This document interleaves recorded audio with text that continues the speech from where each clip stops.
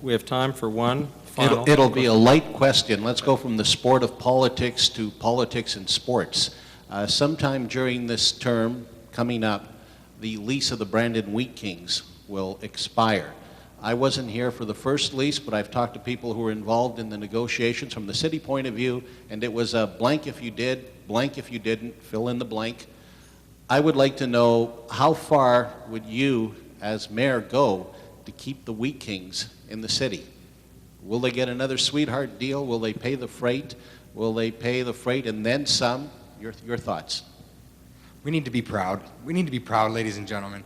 I've noticed that Brandon's been an exporter of its businesses and its workers to Winnipeg. We still have a hockey team. We can say that we have the Brandon Wheat Kings. And when I was working in Alberta, I was so proud to go and watch the Brandon Wheat Kings play. And I'm sorry, ladies and gentlemen, I'm not overly a hockey fan. But I was proud and I really enjoyed to go and watch them play in Red Deer. And I don't even remember if they won the game. I just enjoyed being there. And I think that as your mayor, I would definitely go the extra distance to make sure we keep the Brandon Wheat Kings. Nico, Unbelievable. if I could follow up, I apologize. At the same time that we view the Brandon Wheat Kings as a community asset, and we should, it is also a privately owned operation. It is. And during that time, of course, tough negotiations take place. So do we put our emotions on the table that we certainly wouldn't if we were talking to developers about any other particular type of business, or do we just simply negotiate, but at the end of the day we'll do whatever's necessary to keep them? Well, I mean, there's a limit, eh? I mean, naturally, we can't invest beyond the city's abilities to keep a hockey team. But I would think, as being a breeding ground for hockey players, that somehow we're going to find the road to the good, and we're going to keep our hockey team here. And somehow the people that are already investing in this industry, we're going to make them feel good about their industry, and I think that they're going to find a way to keep the hockey team. That's my opinion. Mayor Burgess? Good. What are the chances that Kelly's not listening to this? We always have to be careful of what you've got ahead of you as far as negotiating. And definitely I have to tell you that the Wheat Kings are extremely important as part of the fabric of our community. You just take a look at the flavor that we have in our city, what we have with the Memorial Cup. But I will share with you that what we had for a deal that was made, we'll stand by it. You don't criticize in behind you, but the deal was actually sweetened. A lot of people wouldn't know that, and it wasn't by any fault of the Wheat Kings. I'm very supportive of them. But with what we had coming forward with the Memorial Cup, the revenue that will all of a sudden be generated to the Wheat Kings actually sweetened the pot. So I don't see us going any sweeter than we already are. Definitely we have to be responsible to the taxpayer, but not at the chance of losing the Wheat Kings. Dave, given that we want the Keystone Center to pay its own way and it being a major tenant, so what you're saying is let the team, whether it's the Wheat Kings or anyone else, let them pay their way? Well, not to the degree that you would have it where it doesn't cost, because it is a cost to us. We have it as good as we can possibly have with taking into account what you're competing with, what you could lose, so you have to balance that out. An open checkbook, no. I think you do need to be fairly hard-nosed about it, but fairly sensible about what the community wants as well. It is a really hard line. I will tell you that I will not want to see the Keystone Board put in the vice that they were put years ago. You learn by looking back, and the council wasn't meaning for it to happen that way. But it needs to be the City of Brandon and the province of the Manitoba to actually be there to make that deal or decide on what the right recourse is of the cost. Thank you. Sherry, Dr. Hurst? I'm a much bigger fan of amateur sport than I am of professional sport, except, of course, for my beloved Blue Bombers. And again, I think there's a major hole in the goaltending of the Wheat Kings, so I probably would be less inclined to support them. I think that they need to pay their full freight. We got way too many other important issues in the community, like housing, that we need to spend time on thinking about. And again, having not been around the table where the first contract was negotiated, I'm not sure how we do it differently this time. Sure, if I could. There is a certain argument that the Blue Bombers, in fact, with the way they're playing, are in fact amateur sportsmen. In any event. Not Dougie Brown! In any event, Henry Hansen. Well, I agree with Sherry that housing needs to be our #1 priority. I think we should also do everything in our power to keep the Brandon Wheat Kings. Some of my fondest memories are bringing my son to the Wheat Kings game and having him on my shoulder and having him get the donut sugar in my hair. And I think we got to do what we can to keep the Wheat Kings for sure. Thank you very much.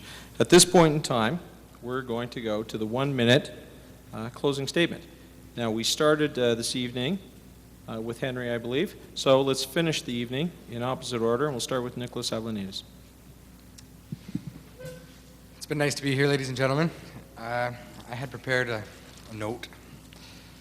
As a mayoral candidate, I do believe that some of the best good that someone such as myself will bring to this city is a diverse character that will stimulate and very so much bring together all of the councillors and staff in the City Hall. This adjustment will, without doubt, bring about a more effective City Council. In closing, I would like to thank all the people that signed my nomination form. I'm very happy to be here. Without them, none of this would have been possible.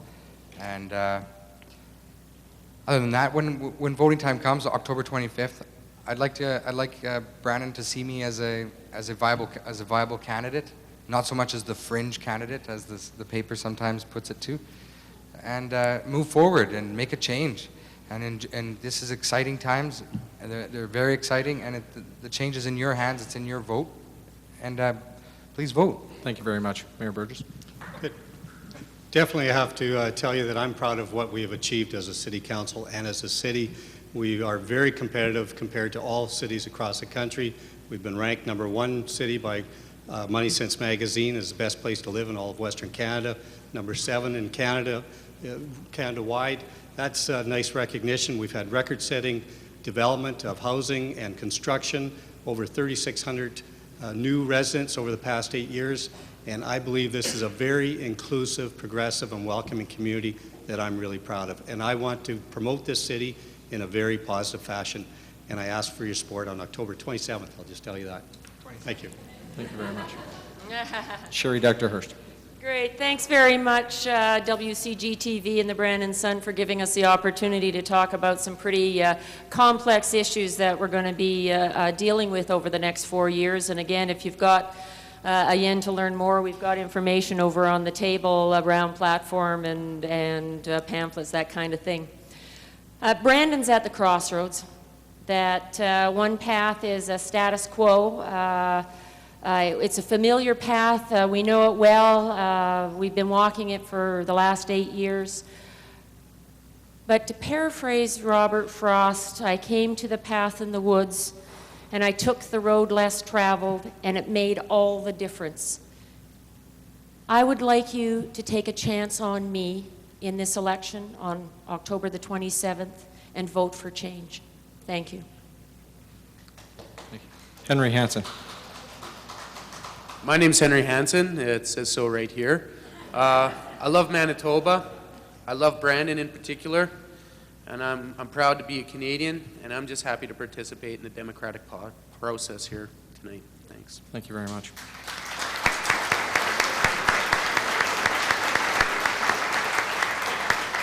This is our last of 3 quite spirited forums, and it's been a tremendous privilege for me to be here tonight to come into your homes, in a manner of speaking, but certainly to talk with the hundreds of people we've had. We've had some great questions from the audience. Obviously, our panelists, John LaReggio, Devon Ross, Alison Dowd, have done a great job. I would like to take a moment, of course, to thank our partners at Westman Communications for broadcasting this throughout the community, folks at the Brandon Sun who are going to be providing this in a webcast. I'd like to thank most of all our candidates. This was a spirited and informative discussion of the issues facing our community today and into the future. And we appreciate your energy and your commitment to our community. We appreciate your passion and your resolve, and I think we all got a great sense of that tonight. The voters in our community face a challenge of sifting through everything that they have learned tonight, what they're going to learn between now and Election Day. The ball is in our court. We have to decide which of these candidates best represent our hopes for Brandon's future. I suppose that what we need to do finally is to reflect and to think and to ask ourselves tough questions and to ask these candidates tough questions when they come to your door. And finally, most importantly, is to respect their effort, what they're doing for our community. We may disagree with them, but we should appreciate they're prepared to put themselves out on the line, and I appreciate that. And I know if you can join me with a show of hands, we'll appreciate together.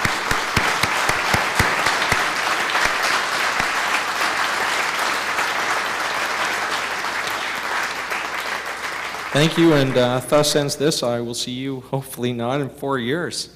Thank you.